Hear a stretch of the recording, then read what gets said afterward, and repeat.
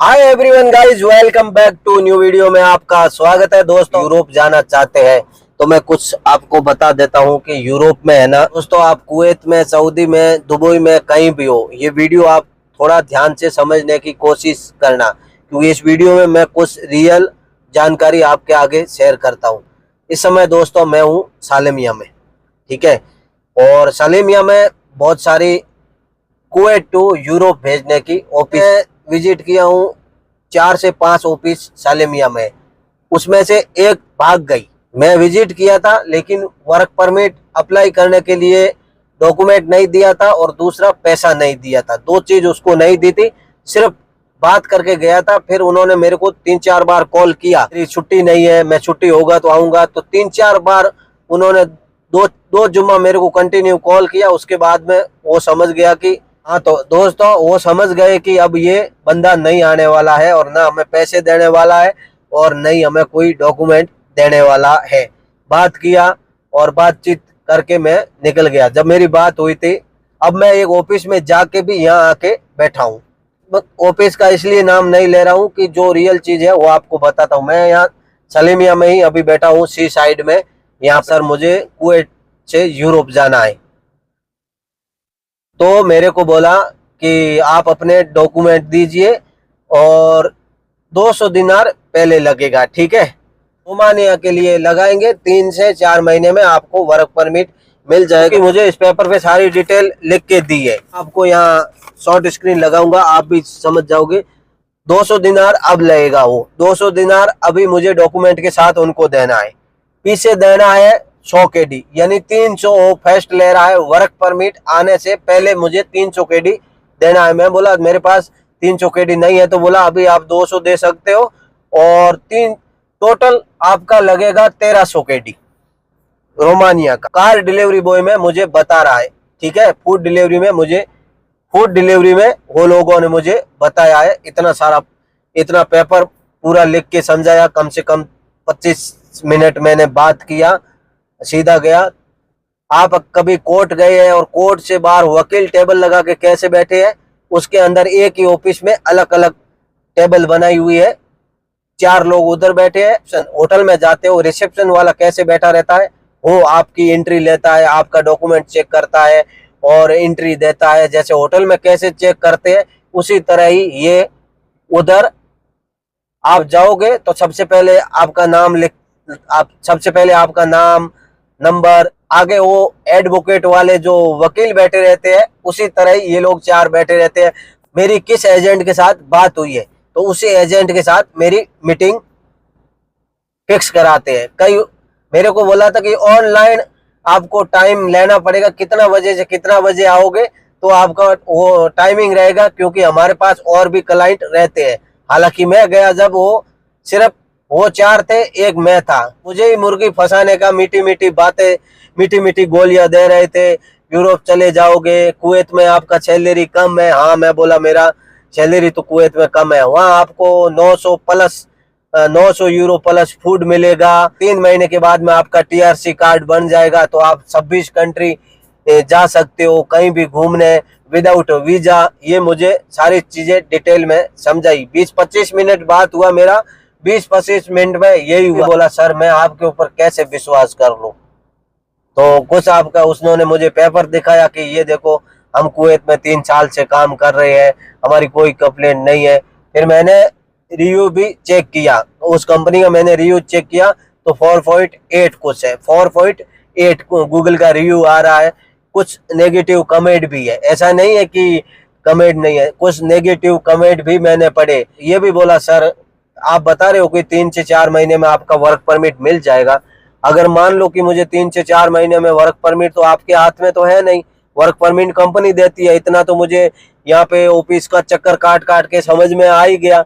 जो job offer letter देगा वही कंपनी वर्क परमिट मेरे डॉक्यूमेंट लेके रोमानिया में वो अप्लाई करेगा। मेरे को बोलते हैं कि पैसा रिटर्न आएगा, लेकिन वो अभी पेपर देगा ना, मेरे को स्लिप देगा ना, उसमें क्या लिखा रहेगा तब मेरे को पता चलेगा कि उसमें क्या है। मैं ये सीधा बोल गया सर मैं रिसर्च करेगा गूगल पे आपकी ऑफिस के बारे में, आपकी ऑफिस कैसी है, कितने लोगों को हुआ, कुछ शिकायतें वगैरह तो नहीं है यूट्यूब वगैरह पे। मैं टिकटॉक वगैरह फेसबुक वगैरह में चेक करेगा पहले, वो बोला आप आराम से चेक कर लेना। लेकिन मैंने नेगेटिव कमेंट पढ़े हैं। मान लो कि एक वीडियो टिकटॉक का है, उस टिकटॉक के वीडियो के नीचे मैंने जाके कमेंट चेक किया तो उसमें से 100 में से 30 कमेंट ऐसे थे, फिर उसके नीचे भी लोग लिख रहे हैं ऐसे थे कि ये ऑफिस अच्छा नहीं है। अब वो गया बंदा नहीं गया वो तो मुझे नहीं पता। कुछ उसमें से मेरे को 3 कमेंट ऐसे लगे उस वीडियो के नीचे कि सर 1 साल हो गया अभी तक मेरा कुछ भी नहीं हुआ। तो रिप्लाई करते हैं सर ईरान और अमेरिका की जंग की वजह से डिले हो रहा है, थोड़ा वेट करें। ये ऑफिस वाला इतना रिप्लाई करता है। उसके बाद में 2 कमेंट मैंने ऐसे पढ़े कि सर मैं यहाँ तो आ गया हूँ, बुल्गारिया पहुंच गया हूँ, लेकिन आपने 900 यूरो सैलरी बताई थी, लेकिन यहाँ 590 यूरो सैलरी मिल रहा है। सर आपने तो मुझे 900 यूरो 800 यूरो सैलरी बताई थी, 850 यूरो सैलरी बताई थी, मुझे यहाँ पे सर 590 यूरो मिल रहा है जिसमें फूड मेरा है। 150 यूरो फूड का चला जाता है तो पीछे कितना बचा। मेरा कुवैत में 300 दिनार सैलरी थी और वो 300 दिनार सैलरी थी। अब वो 300 दिनार का जिक्र किया तो मैं देखा ये बंदे को, मैं जाके प्रोफाइल चेक करता हूँ। जब मैंने प्रोफाइल चेक किया ना तो मेरा दिमाग हिल गया। अलगानम कंपनी में वो लिख रहा है सुपरवाइजर। अलगानम कंपनी में बहुत सारे मैंने उसके देखा तो उसमें अलगानम कंपनी में अपना वो वीडियो वगैरह में बताता है, लोगों से बात करता है, कस्टमर से बात कर रहा है। सुपरवाइजर अलगानम कंपनी में वो सुपरवाइजर था, यानी अब 300 केडी छोड़ के यूरोप में 800 यूरो में गया है। हालांकि ये सैलरी बराबर थी, ये इधर का और उधर का सैलरी अगर 850 यूरो मिलता तो फिर भी एक टाइम के लिए ये समझ लेता कि आगे बढ़ने का चांस है। तो उस जगह कंपनी वाला कोई रिप्लाई नहीं दे रहा है। उसने 2-3 कमेंट कंटिन्यू किया लेकिन रिप्लाई नहीं किया। जो कि मैं अभी विजिट करके आया उसी एजेंसी की बात कर रहा हूँ।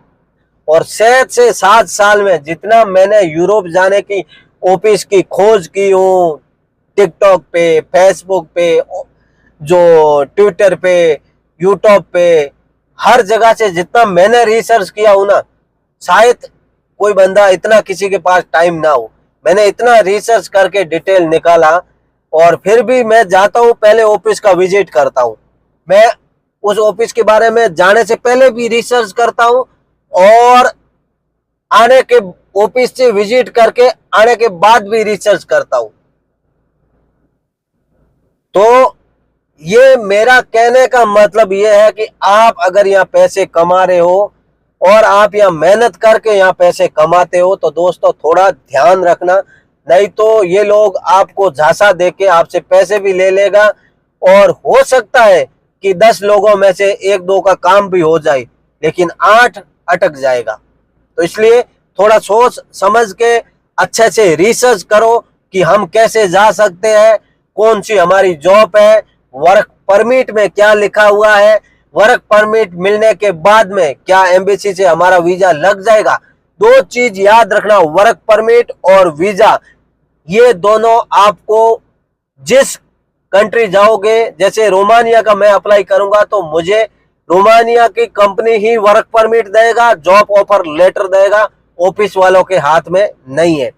और अगर ये जैसे तैसे करके भी वर्क परमिट मंगवा भी लेते हैं, मान लो कि मेरा ओरिजिनल, तो वीजा देना कुवैत के अंदर जो रोमानिया ऑफिस है उसके हाथ में।